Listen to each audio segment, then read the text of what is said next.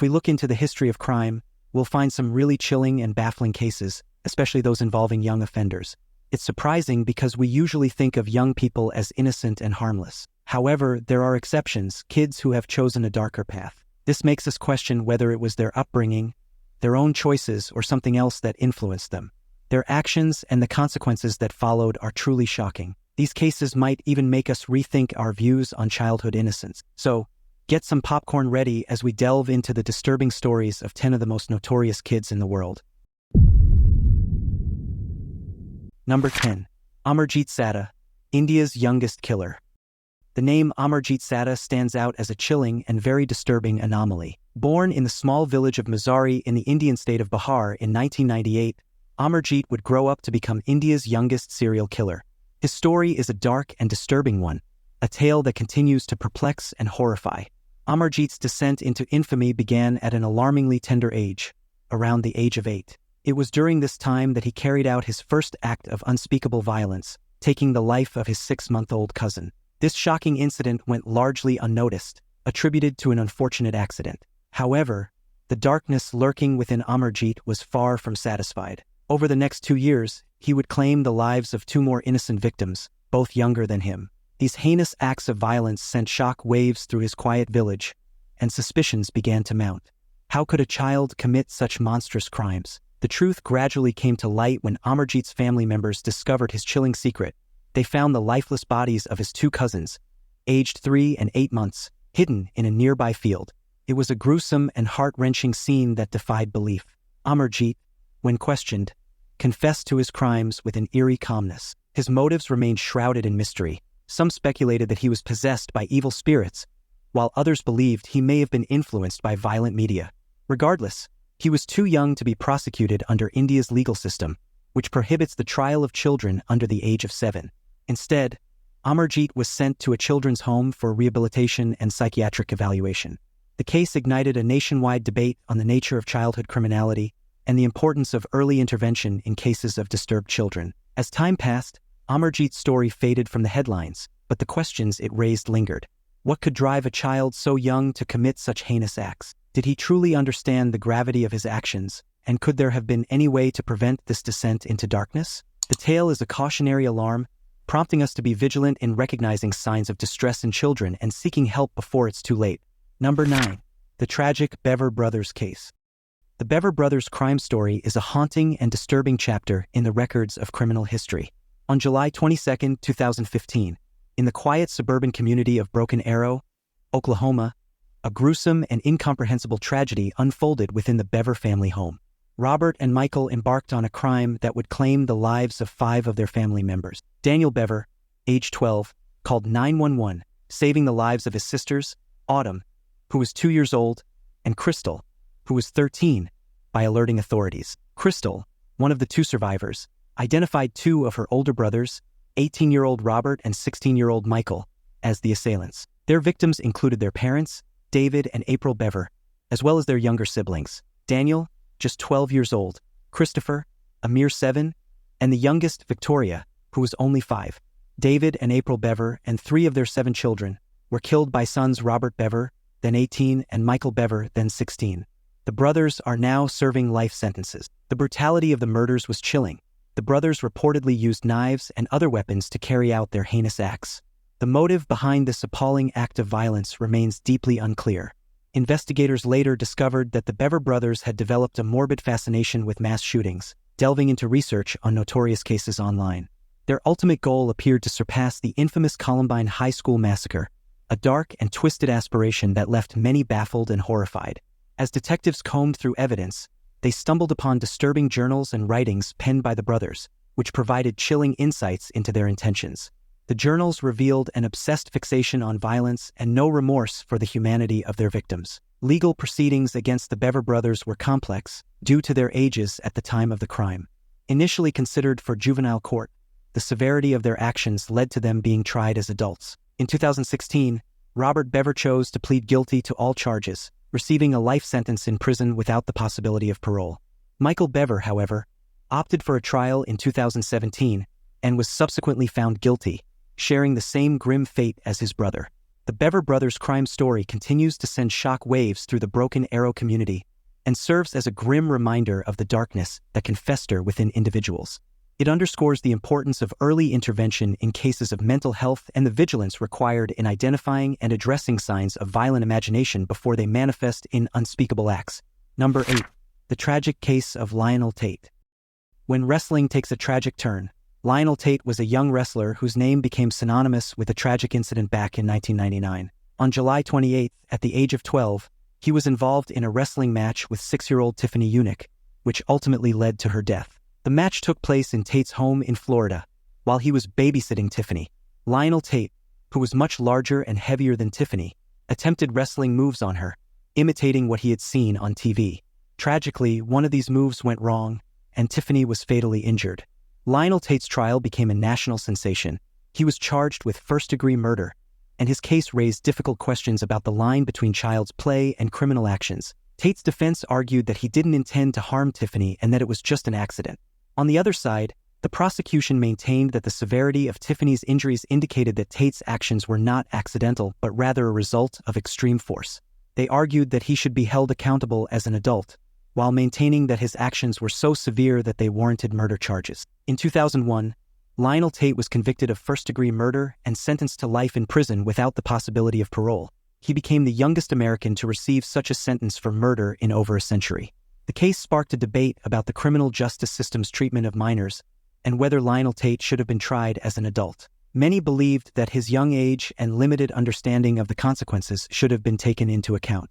In 2004, after spending 3 years in prison, Lionel Tate's sentence was overturned on appeal, and he was released with 10 years of probation. Unfortunately, Tate's dreams of becoming a professional wrestler would be thwarted as a result. The case of Lionel Tate and Tiffany Unick remains a tragic and thought-provoking example of how the legal system grapples with the complexities of youth, intent, and accountability in criminal cases involving children. Nonetheless, justice must be served. It's easier to conclude, except we find ourselves in the shoes of the victims. Number 7. The disturbing case of Roxana Sikorsky.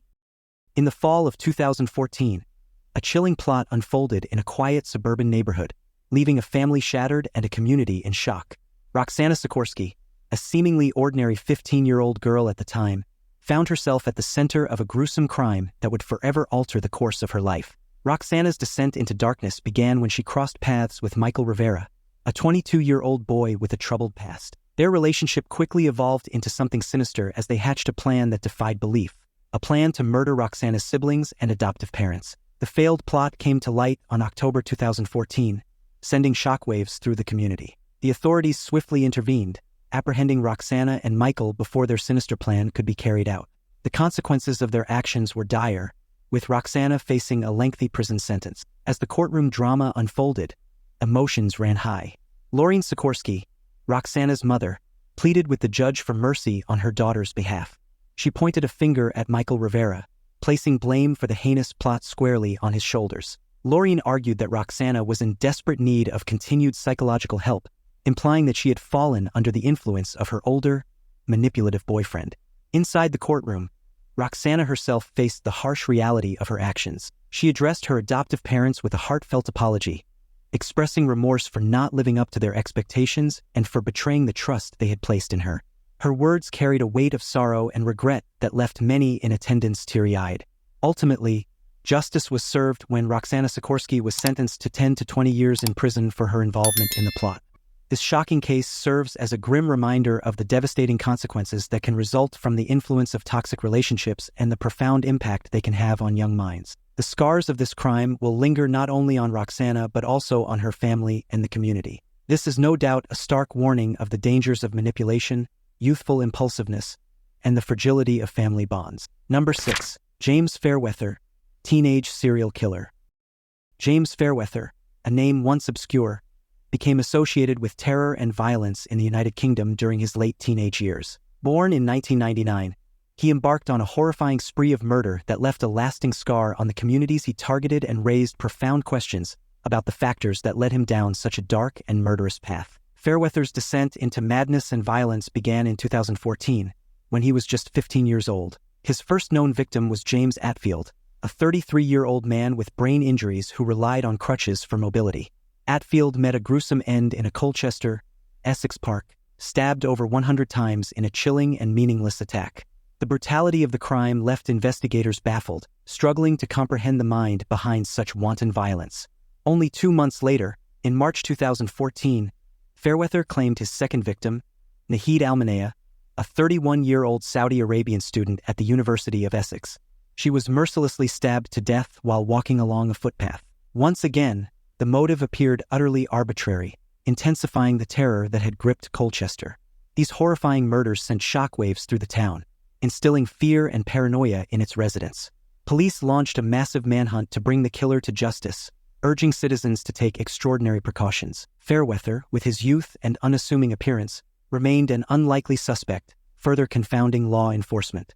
Justice, however, was on the horizon. In May 2015, Fairweather was arrested at the age of 16, a year after his killing spree began. His undoing came when he callously bragged to friends about the murders, leading to his confession and subsequent arrest. The revelation of his identity sent shockwaves through the community as they grappled with the realization that a teenager was responsible for the heinous crimes. The subsequent trial offered a chilling glimpse into the mind of a teenage serial killer. Fairweather admitted to the murders and revealed a disturbing fascination with notorious killers like Ted Bundy and the Yorkshire Ripper. He had actively sought out information about these murderers, even emulating their methods in his crimes. His infatuation with violence was further fueled by violent video games and online communities that glorified bloodshed. Fairweather's mental health also came under scrutiny during the trial. Questions arose about whether he suffered from undiagnosed psychological issues that contributed to his murderous impulses. His age at the time of the crimes was a central point of contention, as experts debated the extent of his criminal responsibility. In April 2016, James Fairweather was found guilty of the murders of James Atfield and Nahid Al-Manea. He received a life sentence with a minimum term of 27 years in prison. The James Fairweather case raises vital questions about the role of mental health, media influence, and societal factors in the development of violent criminals. The scars left by his actions continue to affect the communities and families of his victims, serving as a chilling reminder of the darkest aspects of human nature and the enduring impact of his malevolent acts. Now it's time for our subscribers' pick. How about we switch for a moment to what goes on within the prison confines? Ooh, spooky, right? Have you ever wondered what the most feared child prisoners could do in the prisons? After all, they were convicted in the first place because of crimes. Now, take a closer look at this picture displayed on your screen right now. From everything we've shown you so far, we can deduce how brutal some kids can be. But can you notice any peculiarity with the kid in this picture? First of all, this kid has been arrested and is probably standing in court to face trial, which would lead to his sentence. However, the baffling thing here is the fact that he is surrounded by 7 police officers, as if that weren't enough. He has a big chain around his neck with one officer holding tight onto it. This is a kid, for crying out loud. What crime could he have committed to make him so feared? What do you think of this? Does this imply that a kid in prison has the capability to inflict pain while in detention? Let us know what you think about this in the comments section below. Number 5. The chilling crime of Sierra Halseth. In the fall of 2014, a chilling plot unfolded in a quiet suburban neighborhood, leaving a family shattered and a community in shock. Sierra Halseth, a seemingly ordinary 15-year-old girl at the time, found herself at the center of a gruesome crime that would forever alter the course of her life. Roxana's descent into darkness began when she crossed paths with Michael Rivera, a 22-year-old boy with a troubled past. Their relationship quickly evolved into something sinister, as they hatched a plan that defied belief, a plan to murder Roxana's siblings and adoptive parents. The failed plot came to light on October 2014, sending shockwaves through the community. The authorities swiftly intervened, apprehending Roxana and Michael before their sinister plan could be carried out. The consequences of their actions were dire, with Roxana facing a lengthy prison sentence. As the courtroom drama unfolded, emotions ran high. Lorene Sikorsky, Roxana's mother, pleaded with the judge for mercy on her daughter's behalf.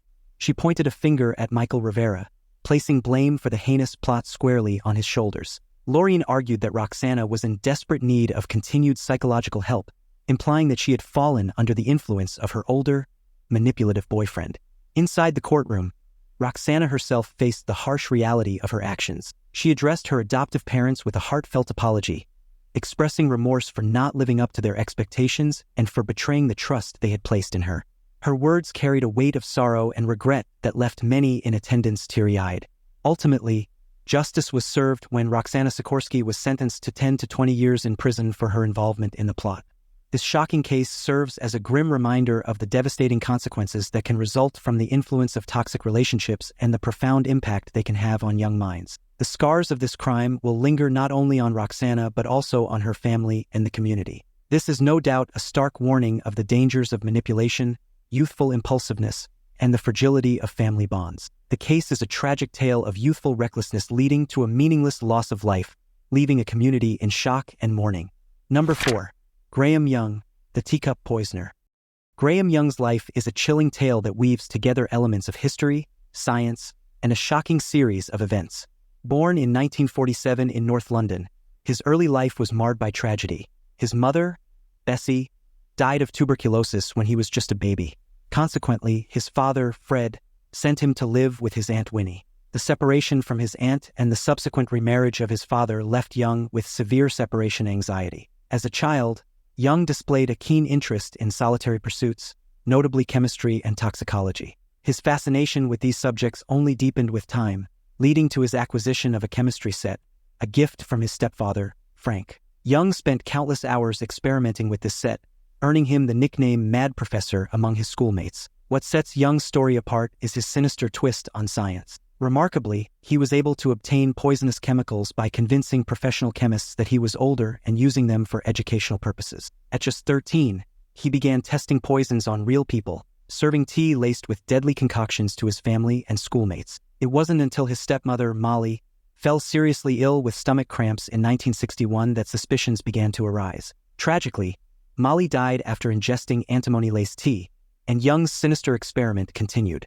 Young's erratic behavior, including his admiration for Adolf Hitler and a kitchen explosion due to his experiments, raised concerns. It was when his aunt, aware of his poison fascination, sent him to a psychiatrist that the authorities became involved. In 1962, Young was arrested and confessed to poisoning his family members. However, due to his stepmother's cremation, he wasn't charged with her murder but was placed in a maximum security hospital. The shocking twist in this tale comes with Young's release in 1970, as doctors deemed him cured. However, his disturbing plan to kill one person for each year he had spent institutionalized remained concealed. He secured employment at a laboratory that manufactured thallium-based military equipment. Tragedy struck again as Young poisoned his co-workers at the laboratory, leading to deaths and debilitating illnesses. Suspicion grew, and Young's knowledge of toxicology finally raised alarm bells when the staff doctor questioned him about thallium poisoning. Young's responses were concerning enough to prompt a police investigation. In his possession, investigators found a diary detailing his experiments on coworkers and thallium. In June 1972, Graham Young was sentenced to life in prison. He died in 1990, officially from a heart attack, but speculation persists that he conducted a final fatal scientific experiment on himself. Remarkably, Young's story lived on, inspiring the 1995 film The Young Poisoner's Handbook, and even earning him a waxwork exhibit at Madame Tussauds' Chamber of Horrors in London. Number 3. Mary Bell, the Tyneside Strangler. Mary Bell, often referred to as the Tyneside Strangler, is a notorious figure in the annals of criminal history. Her case, which unfolded in England during the 1960s, shocked the nation and continues to be a subject of fascination and debate. Mary Flora Bell was born on May 26, 1957, in Newcastle upon Tyne, England. She grew up in a troubled environment, characterized by neglect and abuse. Her mother, Betty McCricket, was a sex worker who often left Mary and her younger sister, Norma Bell, to fend for themselves. Mary's early life was marked by trauma, and she displayed signs of emotional disturbance from a young age. However, it was in the spring and summer of 1968 that Mary Bell's name would become infamous. At the tender age of 10, she committed a series of gruesome murders that shook the nation. Her victims were two young boys, Martin Brown and Brian Howe, both of whom were just 3 and 4 years old. The details of these crimes were horrifying: strangulation, mutilation, and disturbing attempts to make the deaths appear accidental. The killings sparked a massive police investigation, and the local community lived in fear. Suspicion quickly turned towards Mary Bell and her friend, Norma Bell, who was 13 at the time. Both girls exhibited odd behavior, often talking about the murders and behaving strangely when questioned by authorities. Mary's trial began in December 1968 and was a landmark case in British legal history. Her age and the brutality of the crimes made it a challenging and controversial trial. Ultimately, Mary Bell was found guilty of manslaughter on the grounds of diminished responsibility, and she was sentenced to be detained at Her Majesty's pleasure, which effectively meant she would remain in custody for an indefinite period. However, Norma Bell, her friend, was acquitted of all charges. The case raised significant questions about the capacity of children to commit such heinous acts and ignited debates about the culpability of young offenders. Mary Bell's life after incarceration has been largely private. As she grew older, she received a new identity to protect her from the prying eyes of the public and the media. Some reports suggest that she has had a family of her own and has strived for a life of anonymity. Number 2. The tragic case of Jasmine Richardson. A chilling and horrifying incident unfolded in Medicine Hat, Canada, in 2006, when a 12-year-old girl named Jasmine Richardson and her 23-year-old boyfriend, Jeremy Steinke, carried out the gruesome murders of Jasmine's family. This shocking act sent shockwaves through both the local community and the entire nation. Jasmine's life took a drastic turn when she met Steinke at a punk rock show. Before their relationship, she was described as a happy and social girl. However, Steinke's influence, along with her fascination with the goth lifestyle, transformed her into someone unrecognizable. Steinke, who had a troubled upbringing, claimed to be a 300-year-old werewolf and wore a vial of blood around his neck. Upon discovering their relationship, Jasmine's parents, Mark and Deborah, prohibited her from seeing Steinke, leading to resentment. Their plan to murder her family was born from this resentment. Steinke expressed his anger on his blog, while Jasmine initiated the plan in an email exchange with Steinke, stating, "It begins with me killing them and ends with me living with you." On the night before the murders, the couple watched a violent film, adding fuel to their sinister plot. The following day, they executed their horrifying plan. The police were alerted by a neighbor who saw something amiss in Richardson's home. They discovered the lifeless bodies of Mark, Deborah, and their 8-year-old son. Jasmine, the 12-year-old daughter, was missing, leading the police to initially consider her a victim as well. However, digital evidence, including email exchanges, implicated Jasmine and Steinke in the murders. Witnesses testified to their admissions of guilt. At her trial, Jasmine, identified only as JR due to her age, pleaded not guilty, claiming the conversations about killing her family were hypothetical. Nonetheless, she was found guilty of 3 counts of first-degree murder and sentenced to 6 years in jail, followed by 4 years of community supervision. Steinke, who was 25 at the time, received a life sentence without parole for 25 years. While in custody, Jasmine underwent rehabilitation and treatment for her diagnosed disorders. In 2016, she was released from the criminal justice system. This decision was based on her demonstrated desire to atone for her actions and her ability to control her behavior. From this, we can see that individuals can descend when influenced by dark forces and toxic relationships. Number 1. The shocking crime of Joshua Phillips. To bring us to the end of this video is the horrifying case of Joshua Phillips' crime, a tale of a murder hidden under a bed. The case took place in Jacksonville, Florida, in 1998, and shocked the nation with its horrifying details. It all began on November 3rd, when 14-year-old Joshua Phillips was home alone with his 8-year-old neighbor, Maddie Clifton. Maddie Clifton was a bright and bubbly girl who lived next door to Joshua. She often played with him and was considered a friend by his family. However, on that fateful day, an argument between the two escalated into a violent altercation. What transpired next would haunt the community for years to come. In a fit of rage, Joshua Phillips struck Maddie Clifton with a baseball bat. The blow proved fatal, leaving Maddie lifeless on the floor of Joshua's bedroom. Fearing the consequences of his actions, Joshua made a gruesome decision. He decided to hide Maddie's body under his waterbed. For 7 days, Joshua Phillips concealed Maddie's body while pretending to help in the search efforts for the missing girl. Friends, family, and neighbors joined in the frantic search, unaware that the person they were looking for was just feet away, hidden beneath the floorboards of Joshua's room. However, on November 10th, the police received a tip that led them to Joshua's home. When they searched his room, they found Maddie's lifeless body, her decomposing remains revealing the gruesome nature of her death. Joshua Phillips was arrested and charged with Maddie Clifton's murder. His trial was a harrowing experience for all involved. Joshua, who was just 14 years old at the time of the crime, was tried as an adult. His defense team argued that he had not intended to kill Maddie and had panicked after the accidental blow. They painted a picture of a terrified young boy who didn't know how to handle the situation. On the other hand, the prosecution portrayed Joshua as a cold and calculating murderer who had taken extreme measures to hide his crime. The fact that he had concealed Maddie's body for a week added weight to their argument. He was found guilty of first-degree murder and sentenced to life in prison without the possibility of parole. The case raised numerous questions about the juvenile justice system, as many wondered whether a 14-year-old should be tried as an adult, given the unique circumstances of the case. Thanks for watching. See you in the next video.